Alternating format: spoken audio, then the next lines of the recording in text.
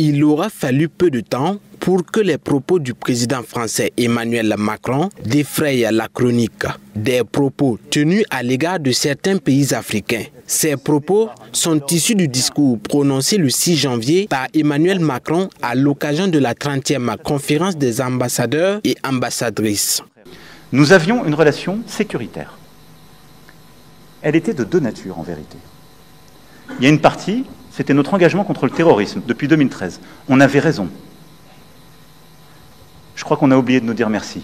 C'est pas grave, ça viendra avec le temps. À la suite de cette déclaration du président français, le Tchad est tout de suite monté au créneau le même jour à travers un communiqué de son chef de la diplomatie. Le pays a déploré l'attitude jugée méprisante du président français Emmanuel Macron qui a estimé que des dirigeants africains ont omis de traduire leur gratitude à la France pour leur lutte contre le terrorisme au Sahel. Également dans ce communiqué, le Tchad rappelle l'inexistence d'un problème entre la France et estime toutefois que les dirigeants français doivent apprendre à respecter le peuple africain.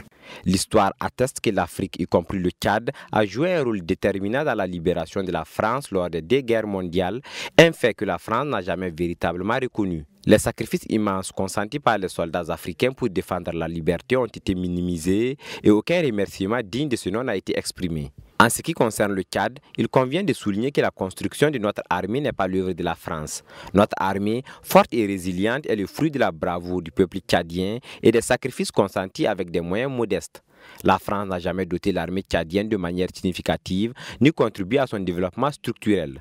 Après le communiqué de la diplomatie tchadienne, c'est au tour du chef de l'État lui-même de réagir. Je voudrais exprimer mon indignation vis-à-vis des propos tenus récemment par le président Macron qui frise les mépris envers l'Afrique et les Africains.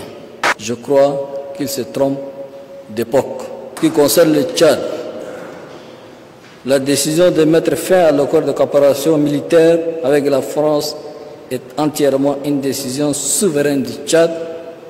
Cela ne souffre d'aucune ambiguïté. Toujours dans la liste des réactions suite au discours du président français, celle de Ousmane Sonko, Premier ministre du Sénégal, par ailleurs président du PASTEF. Ce dernier, par le biais d'une publication sur son compte Facebook, dément les propos de Emmanuel Macron, faisant croire que le départ annoncé des bases françaises aurait été négocié entre les pays africains qui l'ont décrété et la France. Ousmane Sonko, pour sa part, a déclaré que dans le cas du Sénégal, cette affirmation était totalement erronée. La France n'a ni la capacité ni la légitimité pour assurer à l'Afrique sa sécurité et sa souveraineté.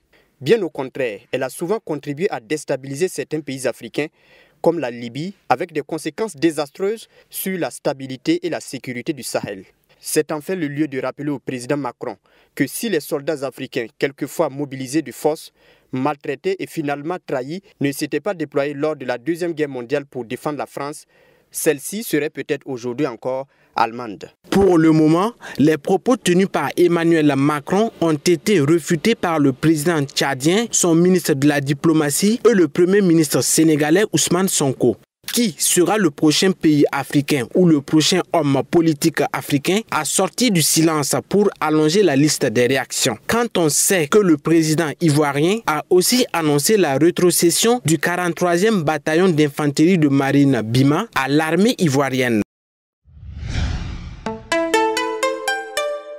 Twi TV, la télé interactive.